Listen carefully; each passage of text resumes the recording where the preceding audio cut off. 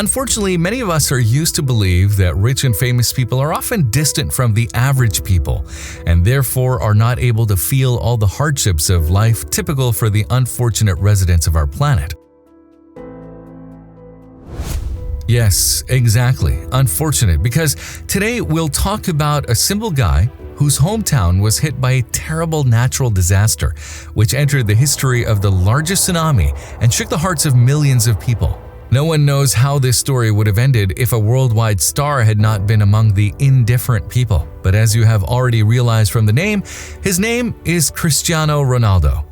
But first things first. If you have not done so already, please subscribe to our channel and click that notification bell to get inspired by these real-life stories every day. Now, back to the story. Martinez was just a child of a large Indonesian family who lived in the town of Banda Aceh. The 7-year-old boy's main hobby was soccer, and while playing together with his friends on one of the fields, he suddenly heard a strange and piercing noise which was accompanied by strong tremors. He immediately rushed home when he realized something was wrong. But then, the frightened parents hurriedly gathered their most precious belongings, and 5 minutes later, they left their family home. But the disaster caught the family as they climbed onto the car, trying to escape the water flow. With the first strong wave, everyone was literally washed away in different directions. The last thing little Martinez remembered was the face of his mother, who tried in vain to grab her infant daughter. That was the last time he saw his mother, his brothers, and sisters. Later, the world would learn that December 26, 2004 tsunami, which was triggered by the third biggest quake in history, struck 12 countries with Indonesia on the list. The province of Aceh, where Martinez lived, was the first to be hit by 30-meter waves, destroying almost the entire capital of the region. Our hero was in the epicenter of it all. After waking up due to the intense flooding of the water, the frightened boy was able to cling to a tree which the storm uprooted, and then he moved to a nearby floating couch, which in fact became his island in a sea of palm trees, boats, houses, and everything that had recently been the city. After a while, when the water calmed down, Martinez found himself in God knows where, unaware of what awaited him next. Having survived one of the worst disasters in human history, the guy now faced another equally simple task: surviving the aftermath to finally set foot on safe ground. The next 3 weeks of drifting in that chaos would have seemed like hell to anyone, not to mention a 7-year-old boy who can't swim. He was forced to live on that couch without food or water, shielding himself from the heat and rain. Unwilling to give up, Martinez ate noodles from packages that floated by past, drank rainwater, or tried to catch anything looking like food until at some point, the couch drifted to the shore.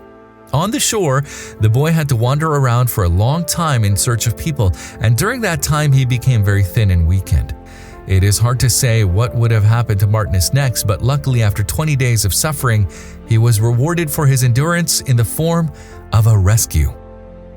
A group of British journalists were flying over the island filming a report on the aftermath of the tsunami when suddenly they saw a young boy on the island.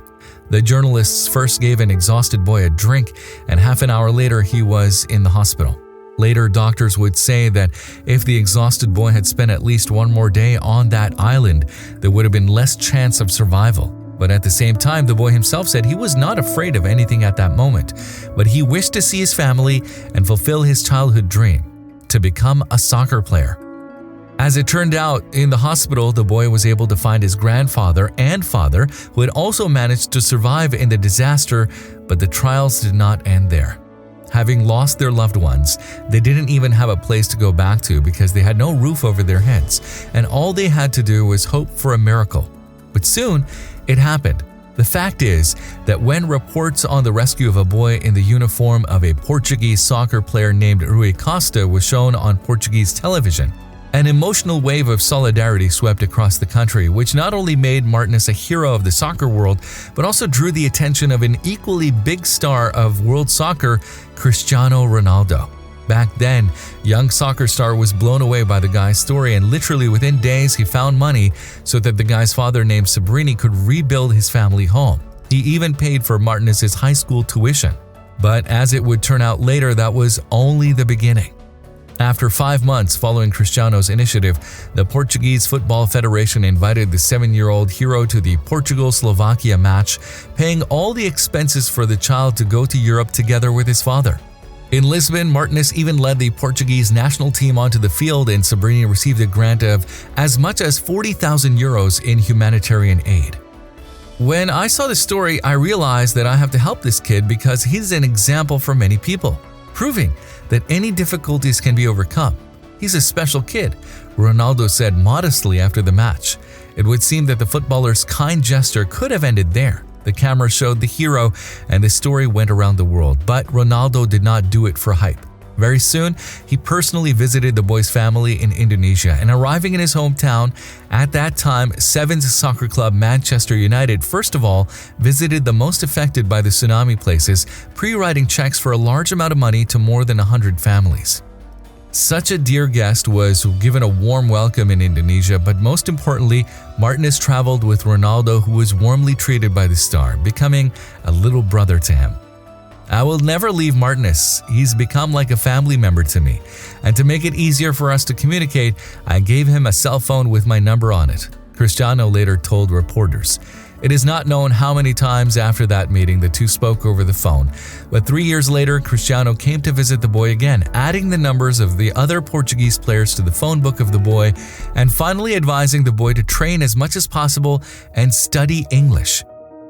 There was no doubt that the words of Ronaldo stuck firmly in the boy's head, because since then he literally slept with the ball, becoming even a local star of the soccer school. And all this was not because of knowing the soccer player, but through hard training. But despite the good results, the young man had poor muscle mass in his body. At one point, even his father stopped believing in success, suggesting that he go to the police academy. However, Martinez knew well what his calling was. Not wanting to stop there, the guy focused on working on his shortcomings, and one day fate smiled on him again. Watching the matches of local teams, Sporting Lisbon scout was able to detect greater potential in the guy, and after a while offered him a contract in the youth academy of the Portuguese Grand Club. Of course, having received such an offer, Martinez was over the moon. But the only thing that upset the guy was that his father would not be able to go with him. The family was extremely poor and could not afford to live in Portugal, not to mention renting or buying a house. At a time when the boy's fate was still in doubt, Cristiano Ronaldo came back into the family's life. What happened next was something that no one expected. After hearing about the success of an old friend, Cristiano decided to congratulate him on his first professional contract, and now the gift was something more serious than a cell phone. After inviting the boy and his father to a meeting, Ronaldo presented Martinez's family with a luxurious house in Portugal, considering his gift quite fair for the efforts this guy has shown all along the way. I am grateful to Cristiano for everything he has done. He changed my life and asked nothing in return, said the young man, who even took his last name, becoming Martinez Ronaldo. Although Martinez's professional soccer career didn't work out, his life changed for the better. Now the guy is 24 years old, but he still deals with soccer, runs several soccer channels and his personal blog. In addition, he's a good friend of Ronaldo and sees him often, and Cristiano considers him his younger brother. Few people knew about this story, but for 11 long years, the Portuguese has been in regular contact with his mentee and the main driving force of his action for humanity. Having a lot of money, one must always help those who are in need. And it should be noted that Ronaldo has more than one such action, because everyone who climbed to the top of Olympus must remember where he started. Cristiano himself started from the bottom. Friends, what do you personally think about the player's behavior and the whole story? Be sure to write your opinion in the comments. That's all for today. Rate the video if you liked it, and talk to you soon.